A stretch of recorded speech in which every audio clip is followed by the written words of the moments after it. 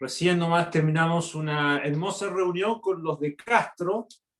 Algunos de acá nos conectamos los domingos y también con hermanos de Irlanda, el hermano Mauricio y Priscila, que están viviendo en Irlanda.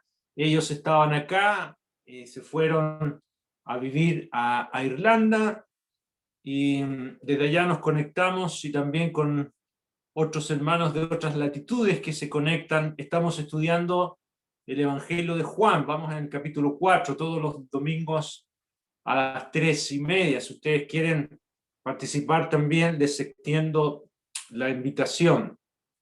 Fue una reunión muy interesante, estábamos viendo la visita del Señor a Samaria, ahí en el capítulo 4. Bueno, nosotros estamos estudiando las 5 viudas que menciona Lucas en su Evangelio. ¿Por qué Lucas habla de las viudas? Hay un salmo que me gustaría leer, Salmo 146, en el verso número 9, dice el Salmo 146, verso 9, Jehová guarda a los extranjeros.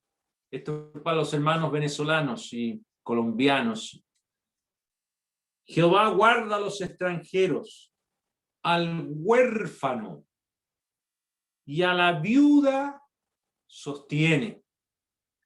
Y el camino de los impíos trastorna. Y es muy interesante, hermanos y amigos, ver la preocupación del Señor por los desvalidos, los necesitados.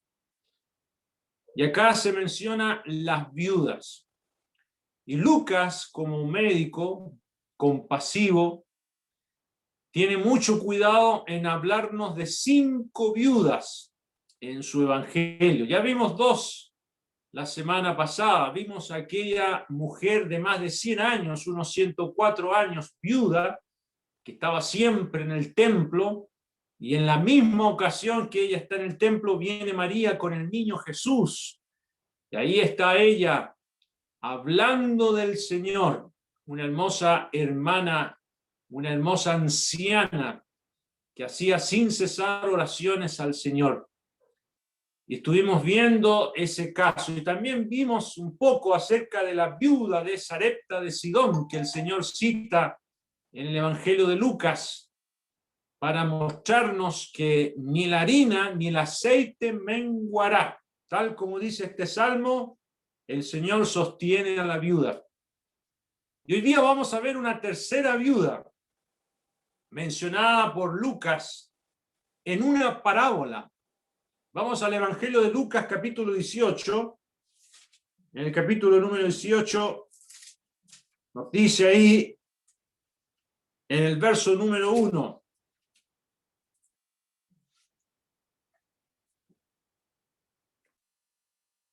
también les refirió Jesús una parábola sobre la necesidad de orar siempre y no desmayar, diciendo, había en una ciudad un juez que ni temía a Dios ni respetaba a hombre. Había también en aquella ciudad una viuda, la cual venía a él diciendo, hazme justicia de mi adversario. Y él no quiso por algún tiempo, pero después de esto dijo dentro de sí, aunque ni temo a Dios ni tengo respeto a hombre, sin embargo, porque esta viuda me es molesta, le haré justicia, no sea que viniendo de continuo me agote la paciencia. Y dijo el Señor, oíd lo que dijo el juez injusto. ¿Y acaso Dios no hará justicia a sus escogidos que claman a él día y noche? ¿Se tardará en responderles? Os digo que pronto les hará justicia. Pero cuando venga el Hijo del Hombre, ¿hallará fe en la tierra? Hasta ahí vamos a leer en esta narración. Y vamos a hacer algunas aplicaciones y aclaraciones. ¿Por qué el Señor habla de una viuda en este contexto? Fíjese que el Señor ahí en el verso número 1 ocupa la expresión también. Y es muy importante esta expresión, también. Tiene que ver con todo lo anterior. Y todo lo anterior tiene que ver con la segunda venida, su regreso. Mire lo que dice en el verso 30 del capítulo anterior, capítulo 17, verso 30. Así será el día en que el Hijo del Hombre se manifieste. En aquel día el que esté en la azotea y sus bienes en casa no descienda a tomarlos, y el que en el campo asimismo no vuelva atrás. Acordaos de la mujer de Lot. Y van mencionando todo lo que va a acontecer en su segunda venida. En el verso 34 os digo que en aquella noche estarán dos en una cama, el uno será tomado y el otro será dejado. Dos mujeres estarán moliendo juntas, la una será tomada y la otra dejada. Dos estarán en el campo, el uno será tomado y el otro dejado. Y saben, hermanos y amigos, que esto va a suceder cuando el Señor venga por segunda vez al final de la tribulación. ¿Quiénes van a ser dejados? ¿Quiénes van a ser tomados? Los que van a ser tomados son los incrédulos. Van a ser tomados y lanzados a la condenación. ¿Y quiénes van a ser dejados? Los creyentes, los judíos y los gentiles que se han arrepentido van a ser dejados y entran al milenio. Entonces, ¿cuál es el contexto de la parábola? Tiene que ver con el regreso del Señor en su segunda venida, no el arrebatamiento, no se vaya a confundir. Tiene que ver con el regreso del Señor, ¿ya? Con su segunda venida. ¿Y qué relación tiene esto con la parábola de la viuda? Bueno, tiene mucha relación. Tiene que ver con la tremenda incertidumbre de esos días, inseguros, y solamente se podrán superar con la oración. Escúcheme bien esto. Esos días van a ser horribles, de persecución, de tristeza, de mucho pesar, el bramido del mar y tantas cosas, las pestes, y va 7 veces más de lo que estamos viendo ahora. Va a ser horrible. ¿Cómo van a poder sobrevivir las gentes y las viudas? A través de la oración.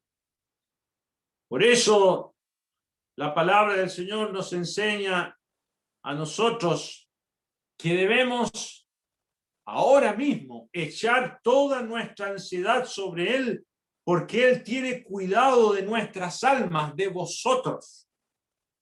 Y saben, hermanos y amigos, Dios nos ha permitido vivir tiempos de mucha confusión. Estamos viviendo tiempos muy peligrosos, ya estamos. El apóstol Pablo dice que en los postreros tiempos vendrán tiempos peligrosos. Ya estamos en estos tiempos peligrosos. ¿Ya? Estábamos cada vez más cerca de la venida del Señor, no de su segunda venida, sino del arrebatamiento. En cualquier momento el Señor va a venir por los suyos, por su iglesia. ¿Ya? Las señales que aparecen aquí, como en Mateo 24, como en Apocalipsis capítulo 6, no tienen que ver con el arrebatamiento.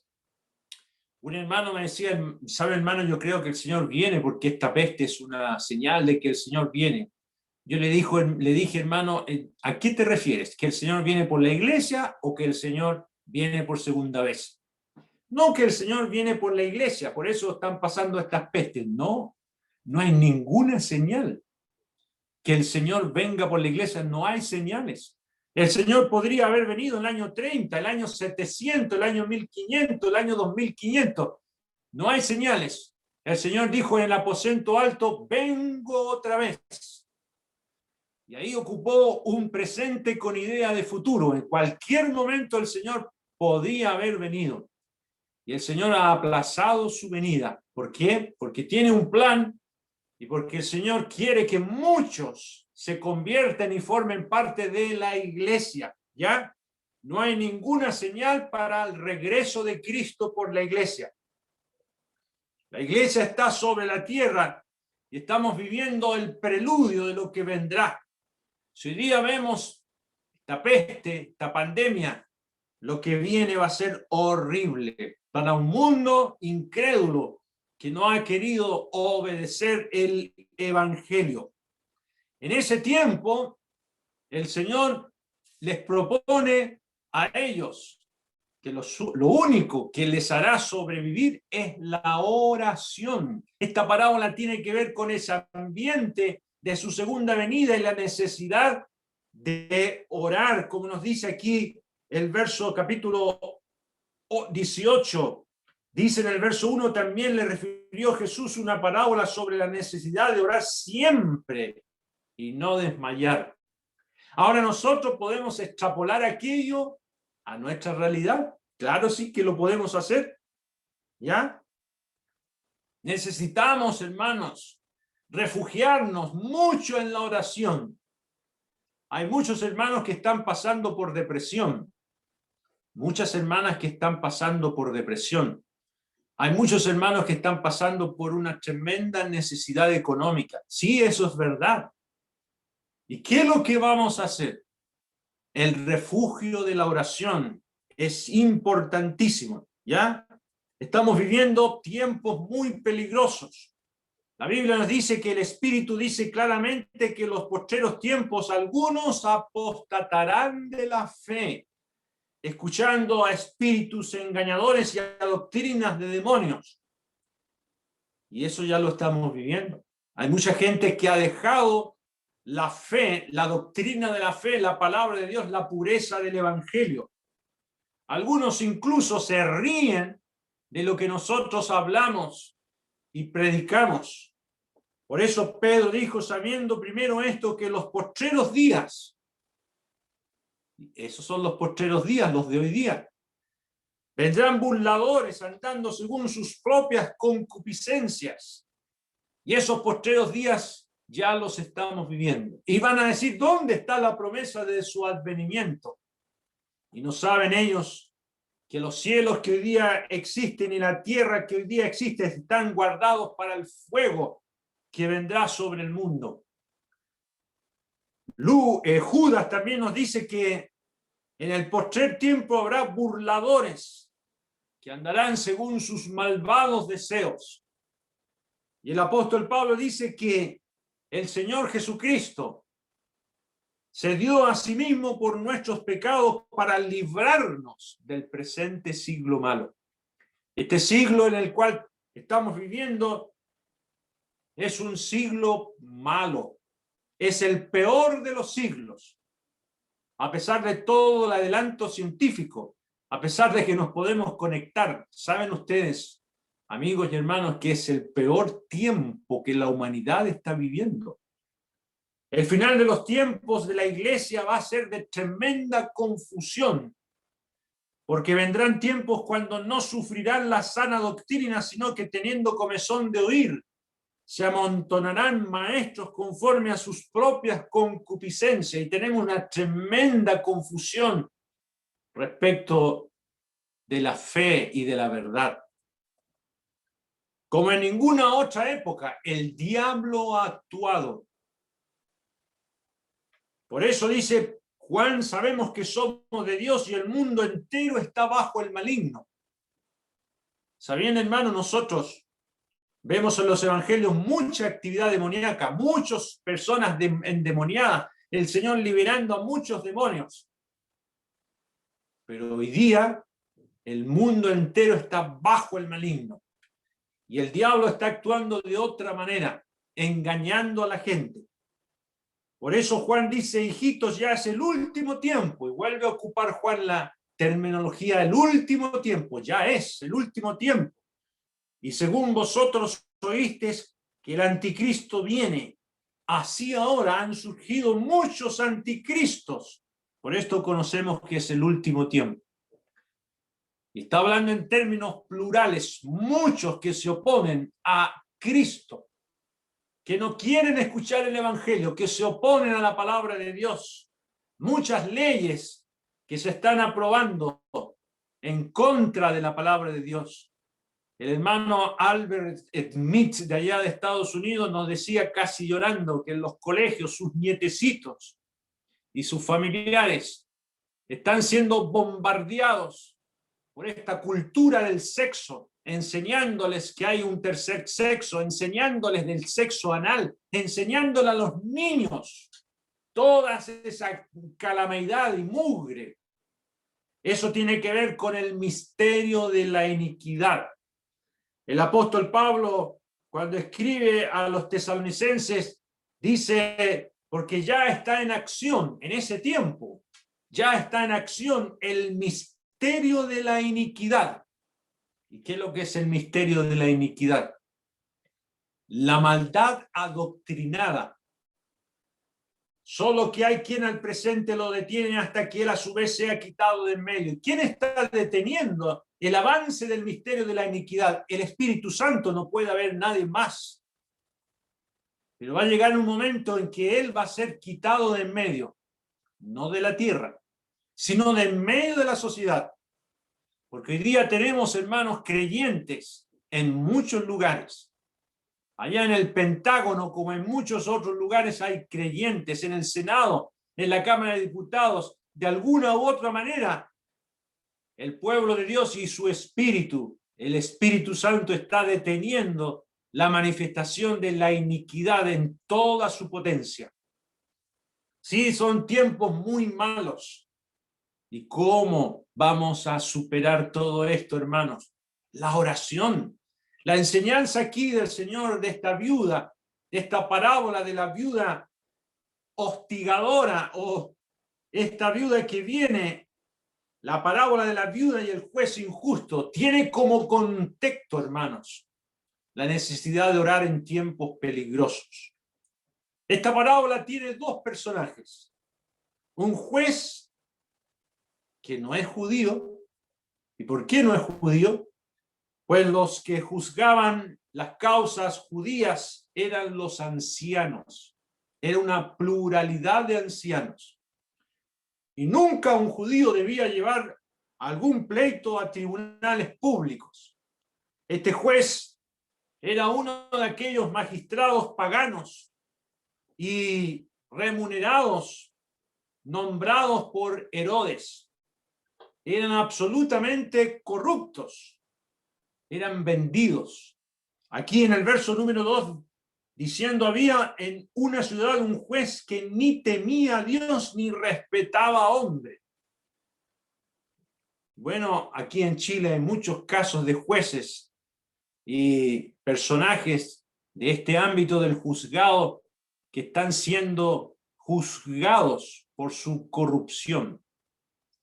Este hombre había sido puesto por Herodes y eran corruptos, absolutamente corruptos, vendidos. Actuaban bajo soborno y bajo influencia. Usted podía conseguir algo si pasaba algo de plata por abajo. Y si no tenía dinero, no se podía conseguir nada. ¿Cuál es el punto? ¿Qué podía ofrecerle una viuda a un juez corrupto? ¿Qué podía ofrecerle esta pobre viuda? En el verso número 3, había también en aquella ciudad una viuda a la cual venía él diciendo, hazme justicia de mi adversario. Y el juez le decía, ya, va, ándate nomás. ¿Podía ella ofrecerle algo de dinero? No, porque era viuda. Lo más pobre que había en Israel era el caso de esta mujer. ¿Y sabe cuál es el único método de obtener algo? La insistencia. Verso 4. Y él no quiso por algún tiempo, pero después de esto dijo dentro de sí, aunque ni temo a Dios, ni tengo respeto a hombre, mire qué corrupto.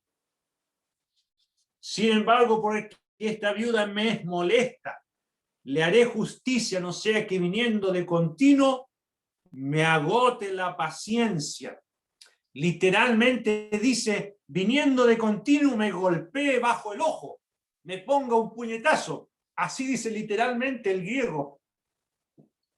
Esta mujer era tan insistente que puede abalanzarse sobre mí y golpearme, dice.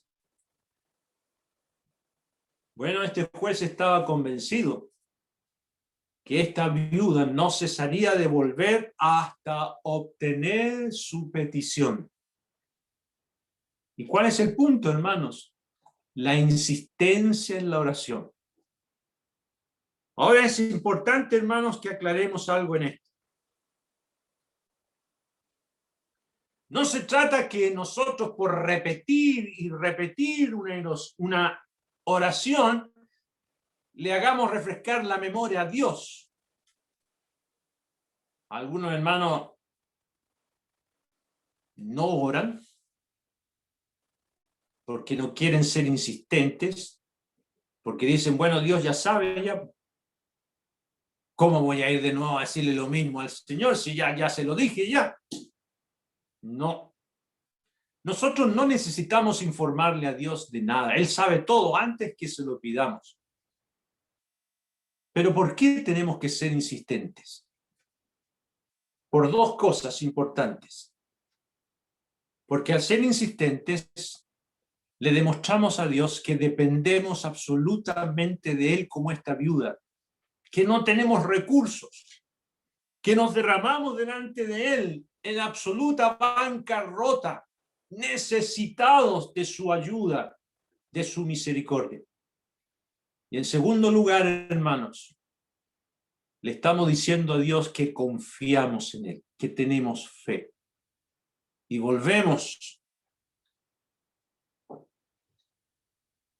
Ahora no es que la repetición y lo incesante de nuestra oración influya en la decisión que Dios va a hacer. No influye en nada. Es muy probable que a veces Dios nos diga, como le dijo a Pablo, basta ya.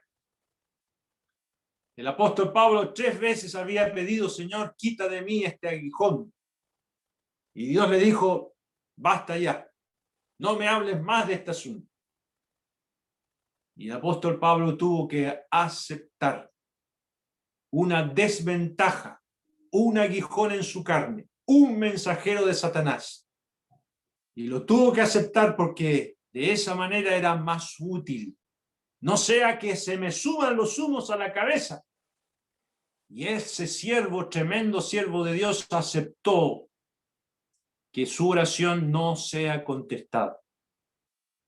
Esta parábola es un claro contraste entre lo peor del hombre y lo mejor de Dios.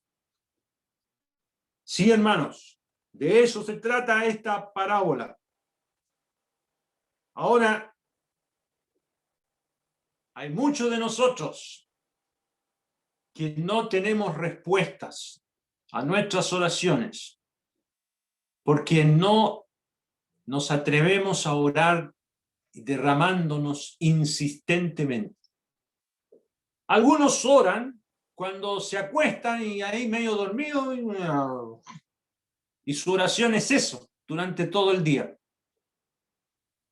Otros oran cuando van en la micro, ahí en el metrotren o en el taxi. No, hermanos, esas oraciones no suben al cielo. Se necesita una persistente dedicación, una oración cerrando la puerta y orando con el Señor, como esta viuda. Insistía delante de ese juez, iba y se presentaba delante de él. Lo mismo tenemos que hacer con Dios. Me gusta mucho la intervención que tuvo Jacob con el ángel o con el Señor, ahí en Peniel, cómo luchó con el Señor y le dijo, bendíceme. Vamos a leerlo, vamos al libro de Génesis, capítulo 32. En el verso 24, dice que así quedó Jacob solo y luchó con él un varón hasta que rayaba el alba. Y cuando el varón vio que no podía con él, tocó el sitio del encaje de su muslo y se descoyuntó el muslo de Jacob mientras con él luchaba. Y dijo, déjame, porque raya el alba. Y Jacob le respondió, no te dejaré si no me bendices. Y hermanos, aquí tenemos a un hombre persistente. Jacob se dio cuenta que este varón no era un hombre común y corriente, es el Señor. Jacob está herido, lo ha herido en el encaje del muslo, pero Jacob se agarra y le dice, bendíceme. ¿Y qué es lo que significa eso? Cumple en mí las promesas que tú le diste a mis antepasados, a Abraham y a Isaac. Cumple en mí. Yo quiero ser parte de tus propósitos. No te voy a dejar si no me bendices. Y en el verso 27 el varón le dijo, ¿cuál es tu nombre? Y él respondió, Jacob. Y el varón le dijo, no se dirá más tu nombre Jacob, sino Israel. De Jacob pasó a Israel, de engañador pasó a príncipe, porque has luchado con Dios y con los hombres y has vencido. Y hermanos amados, nosotros necesitamos ser aquí como Jacob. De aquí en adelante Jacob es otro. Usted ve la vida anterior de Jacob, un engañador, un suplantador, pero después de este combate, de esta lucha con Dios, el Señor cambia la vida de Jacob. Hermana viuda, hermano joven, creyente amado, ¿quieres que tu vida cambie? ¿Tienes problemas con tu familia? ¿Tienes problemas laborales con tus compañeros? ¿Tu vida es una vida de altos y bajos? Lo que necesitas es luchar en la oración. Pedirle al Señor que cambie las circunstancias, que cambie lo que tú no puedes cambiar. Y a lo mejor tú estás provocando los problemas que tienes en tu propia vida porque no estás orando. Esta parábola de la viuda persistente está en armonía con lo que también el Señor contó de la parábola del amigo importuno. Vamos a leerlo en el Evangelio de Lucas también, capítulo número 11, en el verso número 5. Lucas 11, 5. Les dijo también, ¿quién de vosotros que tenga un amigo va a él a medianoche y le dice, amigo, préstame 3 panes, porque un amigo mío ha venido a mí de viaje y no tengo qué ponerle delante? Y aquel respondiendo desde adentro le dice, no me molestes, la puerta ya está cerrada y mis niños están conmigo en cama, no puedo levantarme y dártelos. Os digo que aunque no se levante a dárselos por ser su amigo, sin embargo, por su importunidad se levantará y le dará todo lo que necesite. Y esta parábola está en armonía con la parábola de la viuda y el juez. Oiga, si viene a medianoche cuando está la puerta cerrada, ya con la tranca puesta, los niños durmiendo, en ese tiempo las casas no son como las de ahora. Dormían todos juntos ahí, apilados, los niños acostaditos, los animales un poco más cerca de la puerta, no se podía pasar. Y llega a la medianoche uno golpeando la puerta, oye, préstame 3 panes. Oye, pero ¿cómo me voy a levantar? Mira, están las vacas, los corderitos, están los niños durmiendo, está todo aquí, no puedo pasar. Y el otro insistente golpeando afuera. Entonces este dice, sin embargo, por su importunidad, se levantará y le dará todo lo que necesite. ¿Ya? Esto el Señor lo contó. ¿En qué contexto? Mire el verso 1 del capítulo 11, verso 1. Aconteció que estaba Jesús orando en un lugar, y cuando terminó, uno de sus discípulos le dijo, Señor, enséñanos a orar como también Juan enseñó a sus discípulos. ¿Saben, hermanos? Los discípulos no le dijeron al Señor, enséñanos a predicar. Hay muchos jóvenes que les encanta el tema de cómo predicar. No, lo que los discípulos le dijeron, enséñanos a orar. Porque si no nos preparamos en la oración antes de predicar, van a ser solo palabras. Porque si no destinamos tiempo para orar antes de hacer algo, va a ser solo energía de la carne. Bueno, aquí se habla de la importunidad en el verso número 8. Os digo que aunque no se levante a dárselos por ser su amigo, sin embargo, por su importunidad. Pero nosotros nunca vamos a ser importunos. Nuestro Padre Celestial, mire lo que dice ahí en el verso 9, yo os digo, pedid y se os dará. Buscad y hallaréis. Llamad y se os abrirá. Porque todo aquel que pide recibe, y el que busca halla, y al que llama se le abrirá. Y esto, hermano, no es solamente cuando estoy en problema, es una insistencia.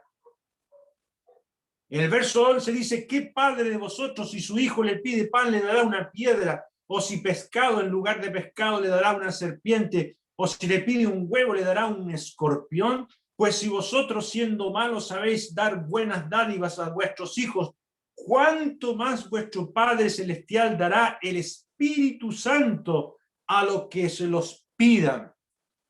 Y esta oración, hermanos, incluye el Señor la petición del Espíritu Santo. ¿Y por qué? Porque el Espíritu Santo todavía no venía. Esta es una oración antes de la cruz. No se le vaya a ocurrir a usted que hay que pedir el Espíritu Santo, como dice en el mundo evangélico, no. El Espíritu Santo ya vino en el día de Pentecostés y formó la iglesia y mora en cada creyente. Esta es una oración antes de la cruz y la resurrección del Señor. ¿Ya? Pero es evidente que aquí el Señor está tratando el mismo tema, la persistencia en la oración. Saben, hermanos, que en el Evangelio de Lucas aparecen varias personas que estaban orando hace años. Un ejemplo de ellos es el padre de Juan el Bautista, Zacarías. Él como su esposa eran estériles y ya eran de edad. Y mire lo que dice en capítulo 1 de Lucas, capítulo 1 del Evangelio de Lucas, en el verso número 13, le aparece el ángel a Zacarías cuando él estaba oficiando como sacerdote según su turno, y le dice, Zacarías, no temas, porque tu oración ha sido oída, y tu mujer Elizabeth te dará a luz un hijo, y llamarás su nombre Juan. Y hermanos, esto significa que no oraron cuando recién se casaron, venían orando continuamente, no habían perdido la esperanza. Pero saben además, no solamente era la oración por tener un hijo, era una oración para tener al Mesías. Dios quiera que mi mujer sea una que traiga al Mesías, porque esto estaba en el corazón de este remanente que estaba pidiendo la redención de Israel.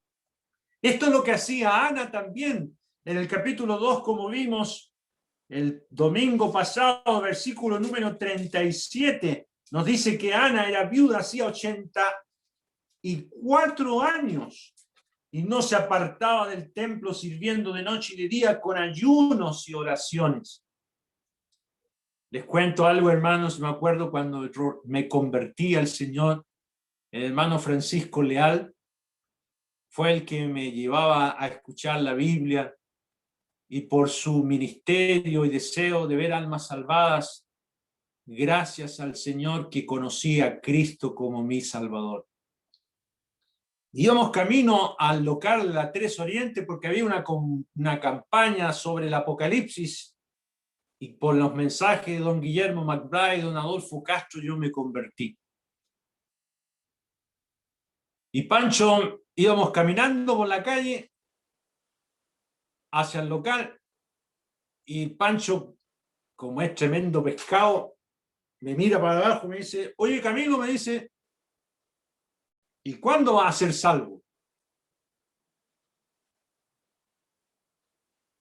Yo le dije, ¿qué es lo que es eso? ¿Cuándo le vas a pedir al Señor que te salve de tus pecados? Porque Él murió por ti en la cruz del Calvario. Pancho, yo lo hice eso hace 2 días atrás.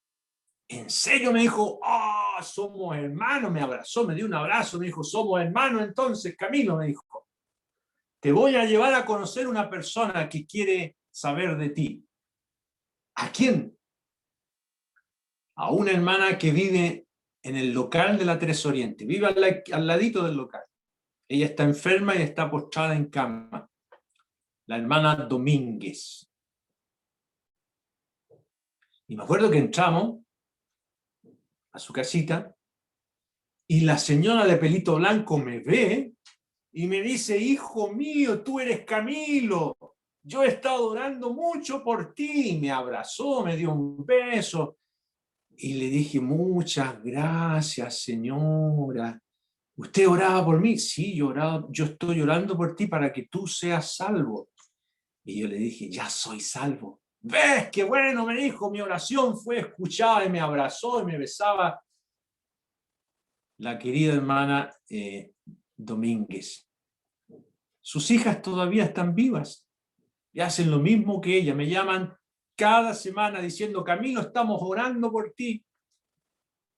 Nuestra mamá nos enseñó que teníamos que orar por ti, por todos los hermanos, y siempre lo hacemos. Hermana viuda, ¿qué haces tú? ¿Te quejas? ¿Tienes problemas con otras personas? ¿Sabes por qué? Porque no estás orando. Dedícate a la oración. Métete en la oración y vas a ver cómo va a cambiar en tu entorno. Esto es lo que el Señor desea de nosotros.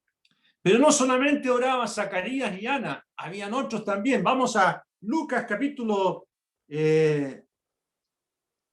número...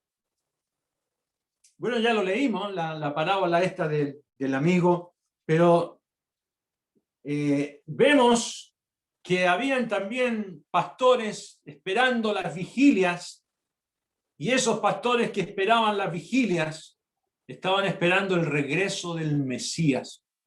No estaban guardando solamente sus ovejitas ahí en las noches, sino esperando el regreso del Señor y orando en vigilia, esperando aquel evento maravilloso.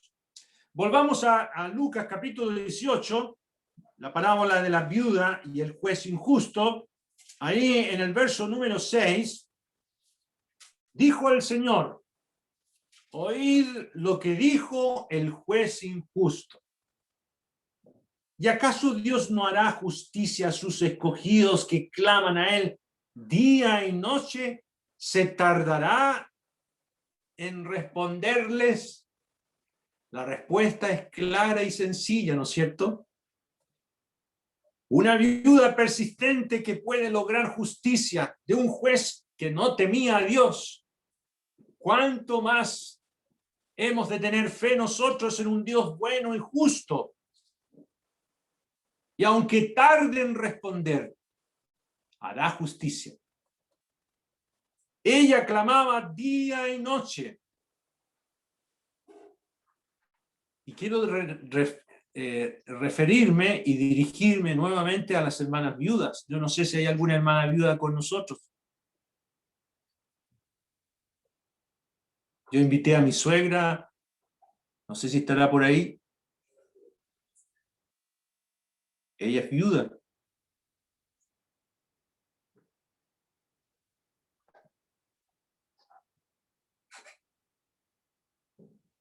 Día y noche. Leamos en 1 Timoteo, capítulo número 5, cuando el apóstol Pablo va a mencionar a las viudas que eran puestas en la lista de los necesitados. Dice: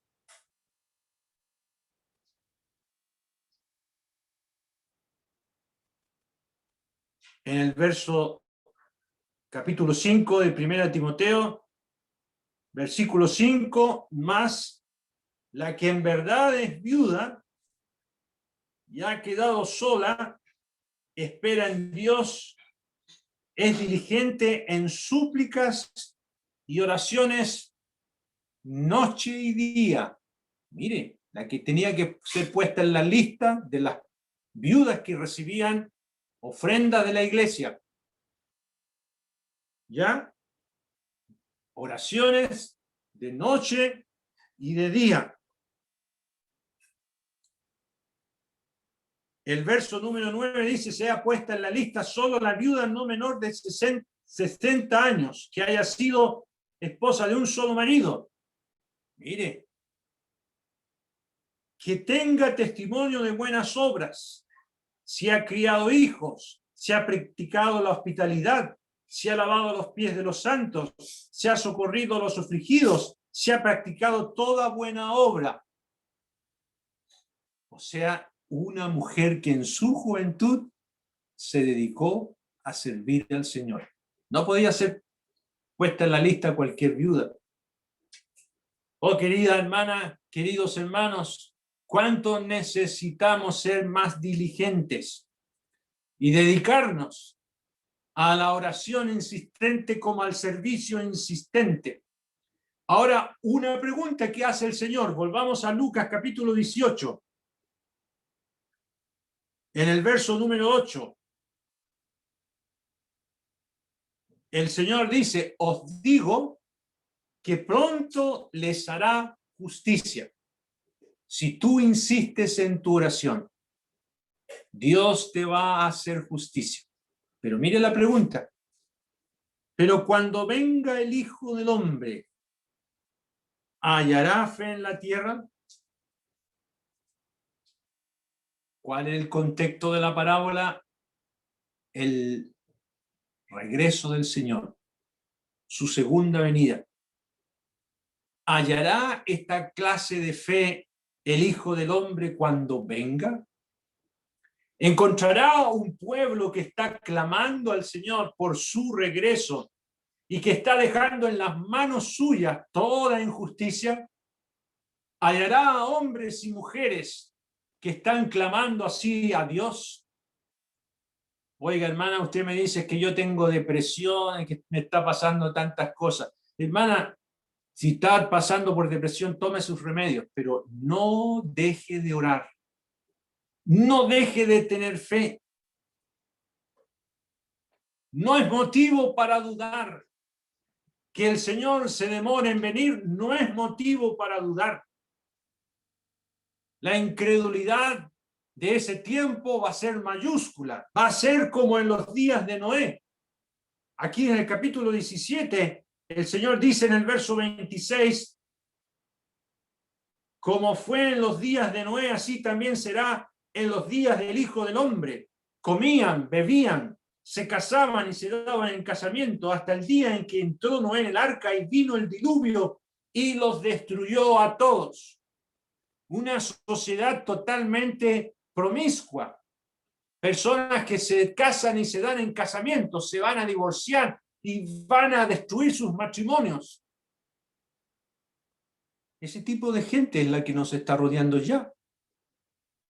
¿Ya? No tienen temor de Dios. Cualquiera sea el peligro que estemos viviendo, podemos confiar en Dios. Podemos confiar en Dios. Y la oración, queridos hermanos y queridos amigos, es lo necesario. Porque ¿qué padre de vosotros, si su hijo le pide pan, le dará una piedra? O si pescado, en lugar de pescado, le va a dar una serpiente? Y si le pide huevo, le va a dar un escorpión. No. Un padre misericordioso le va a dar a sus hijos lo mejor. Y cuánto más nuestro Padre Celestial. Él tiene cuidado de las viudas. Él las cuida. Y Él tiene cuidado de todo su pueblo. Y no va a dejar de guardarnos y cuidarnos. Entonces, esta parábola de la viuda y la mención de esta tercera viuda en el Evangelio de Juan nos enseña que una viuda puede descansar plenamente en la soberanía de Dios y en el poder de la oración. Muy bien. Vamos a terminar con una oración. Padre amado, queremos agradecerte, nuestro Dios, por tu palabra. Gracias por tu Hijo amado, que enseñó estas verdades, que nos mostró, nuestro Dios, la necesidad de orar con insistencia. Si los discípulos se dieron cuenta que el Señor estaba orando cerca de ellos y destinaba tanto tiempo en oración, le pidieron a Él: Señor, enséñanos a orar, porque todo lo que tu Hijo hizo, lo hizo como resultado de la oración. Y te damos gracias, nuestro Dios, por esa comunión que tu Hijo tuvo contigo, el que no podía hacer nada según oía o veía de ti. Te damos gracias, nuestro Dios, por esa dependencia suya en todo lo que hacía. Nuestro Dios, enséñanos a orar. Queremos pedirte por las viudas, si hay alguna viuda con nosotros, que tú le asistas y le ayudes a practicar este secreto de la oración. Y a nosotros también, nuestro Dios, a permanecer más cerca en la oración de ti. Queremos quedar en tu presencia agradecidos en el precioso nombre del Señor Jesucristo. Amén.